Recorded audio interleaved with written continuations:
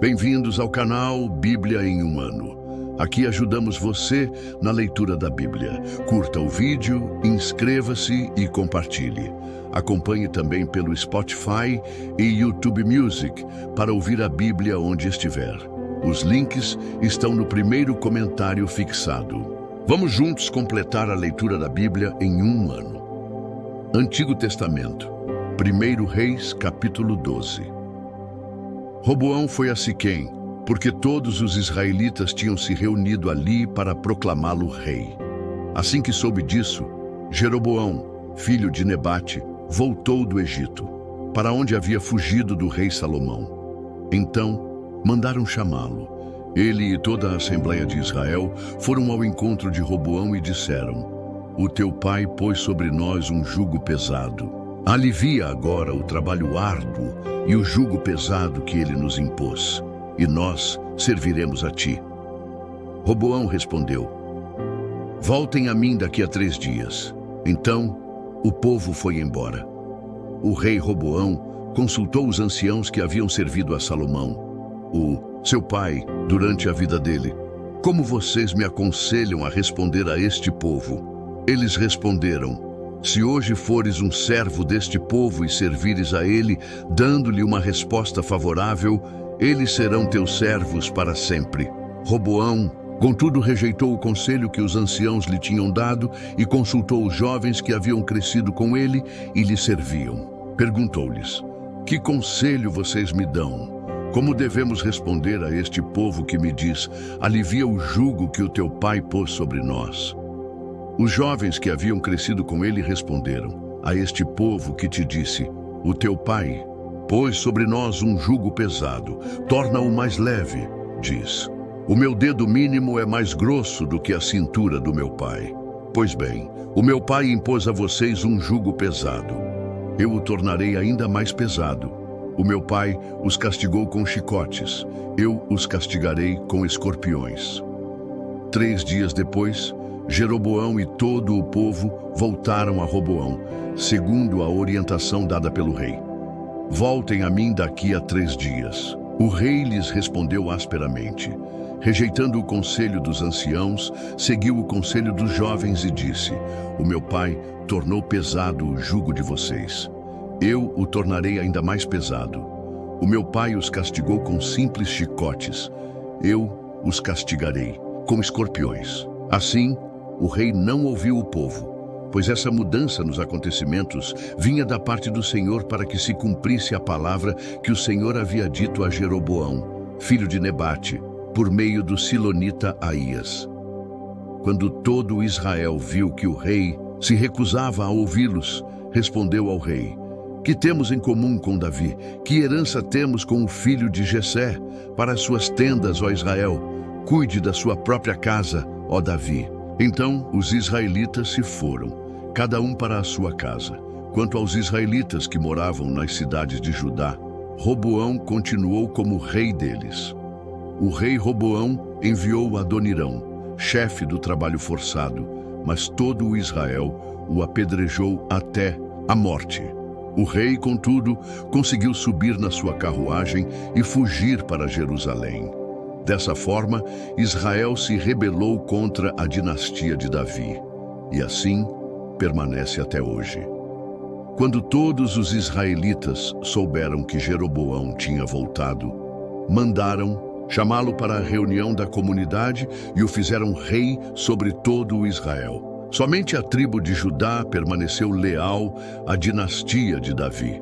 Quando Roboão chegou a Jerusalém, convocou toda a tribo de Judá e a tribo de Benjamim, 180.000 jovens soldados preparados no total, para que guerreassem contra Israel e recuperassem o reino a Roboão, filho de Salomão. Entretanto, veio esta palavra de Deus a Semaías, homem de Deus: "Diga a Roboão, filho de Salomão, rei de Judá, às tribos de Judá e de Benjamim e ao restante do povo que assim diz o Senhor: não saiam à guerra contra os seus irmãos, israelitas. Volte cada um para a sua própria casa, pois fui eu que fiz isso. Eles obedeceram à palavra do Senhor e voltaram para casa, conforme o Senhor tinha ordenado. Jeroboão edificou Siquém, nos montes de Efraim, onde passou a morar. Depois, saiu e edificou Peniel. Jeroboão pensou: o reino agora provavelmente voltará para a dinastia de Davi. Se este povo subir a Jerusalém para oferecer sacrifícios no templo do Senhor, novamente dedicarão lealdade ao Senhor deles, Roboão, rei de Judá. Eles vão me matar e voltar para o rei Roboão. Depois de aconselhar-se, o rei fez 2 bezerros de ouro e disse ao povo: vocês já subiram muito a Jerusalém. Aqui estão os seus deuses, ó Israel, que tiraram vocês do Egito. Mandou pôr um bezerro em Betel e outro em Dan. Isso veio a ser um pecado, pois o povo ia até Dan para adorar aquele bezerro. Jeroboão construiu santuários locais e designou sacerdotes dentre o povo, apesar de não serem levitas. Instituiu uma festa no 15º dia do 8º mês, semelhante à festa realizada em Judá, e ofereceu sacrifícios no altar. Ele fez isso em Betel, onde sacrificou aos bezerros que havia feito. Também estabeleceu ali sacerdotes nos santuários locais que havia construído.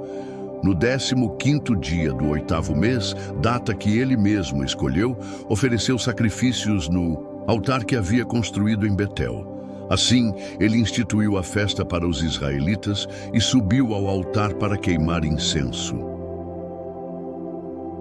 1 Reis, capítulo 13. Por ordem do Senhor, um homem de Deus foi de Judá a Betel, quando Jeroboão estava em pé, junto ao altar, para queimar incenso. Ele clamou contra o altar, segundo a ordem do Senhor: ó altar, assim diz o Senhor: um filho nascerá na família de Davi e se chamará Josias. Sobre você, ele sacrificará os sacerdotes dos santuários locais que agora queimam incenso aqui, e ossos humanos serão queimados sobre você. Naquele mesmo dia, o homem de Deus deu um sinal. Este é o sinal que o Senhor declarou: o altar se fenderá, e as cinzas que estão sobre ele se derramarão. Quando o rei Jeroboão ouviu a mensagem que o homem de Deus proclamava contra o altar de Betel, apontou para ele e ordenou: prendam-no. No entanto, o braço que ele tinha estendido ficou paralisado, de modo que não conseguia contraí-lo. Além disso, o altar se fendeu e as suas cinzas se derramaram, conforme o sinal dado pelo homem de Deus por ordem do Senhor.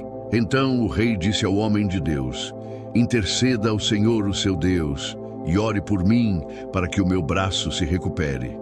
O homem de Deus intercedeu ao Senhor, e o braço do rei recuperou-se e voltou ao que era. O rei disse ao homem de Deus: venha à minha casa e coma algo. Também quero dar-lhe um presente. O homem de Deus, porém, respondeu ao rei: mesmo que me desse a metade dos seus bens, eu não iria com você, nem comeria pão, nem beberia água neste lugar, pois recebi estas ordens pela palavra do Senhor. Não coma pão, nem beba água, nem volte pelo mesmo caminho por onde foi. Por isso, quando ele voltou, não foi pelo caminho por onde tinha ido a Betel. Ora, havia certo profeta já idoso que morava em Betel. Os seus filhos lhe contaram tudo o que o homem de Deus havia feito ali naquele dia e também o que ele dissera ao rei. O pai lhes perguntou: por qual caminho ele foi? Os filhos lhe mostraram por onde tinha ido o homem de Deus que viera de Judá. Então disse aos filhos: selem o jumento para mim.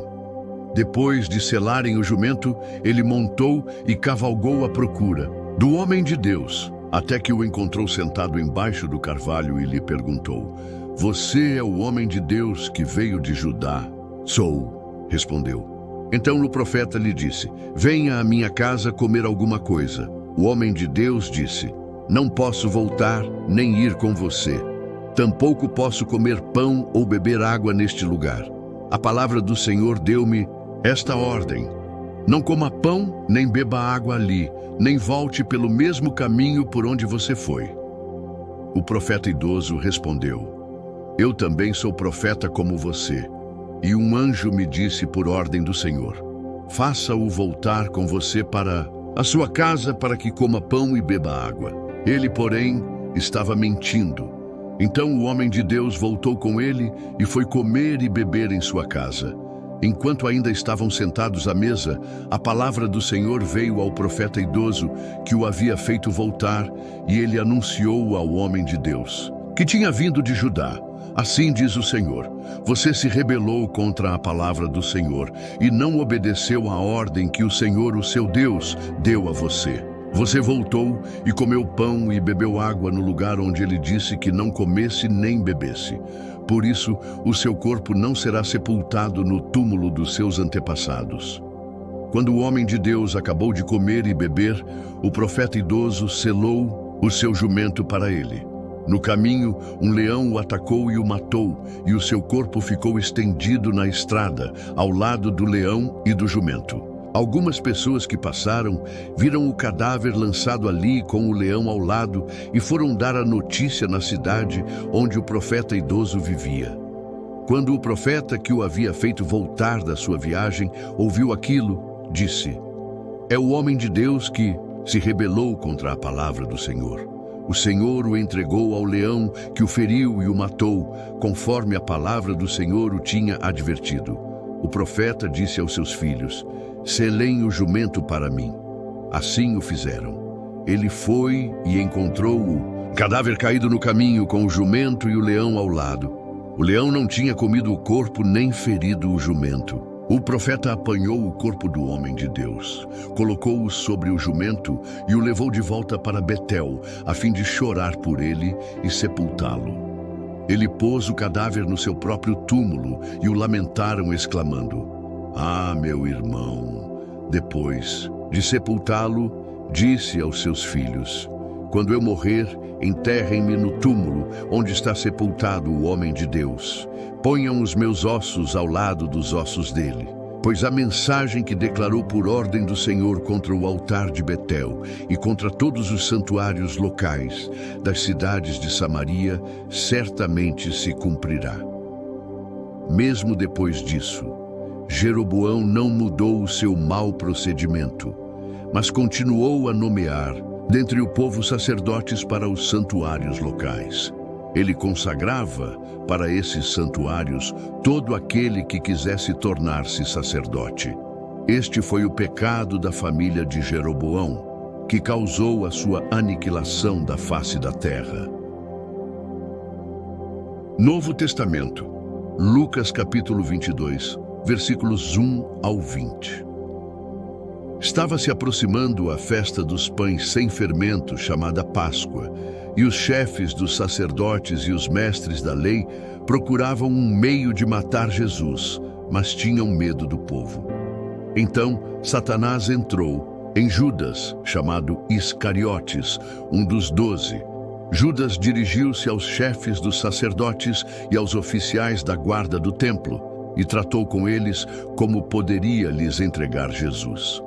A proposta muito os alegrou e acordaram sobre lhe dar dinheiro. Ele concordou e procurava uma oportunidade para lhes entregar Jesus quando a multidão não estivesse presente. Finalmente, chegou o dia da festa dos pães sem fermento, no qual devia ser sacrificado o Cordeiro Pascal. Jesus enviou Pedro e João, dizendo: vão e preparem a refeição da Páscoa para nós comermos. Onde queres que a preparemos? Perguntaram. Ele respondeu: ao entrarem na cidade, um homem com um pote de água encontrará vocês.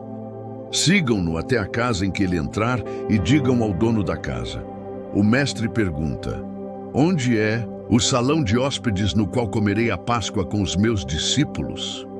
Ele mostrará a vocês uma ampla sala no andar superior, toda mobiliada.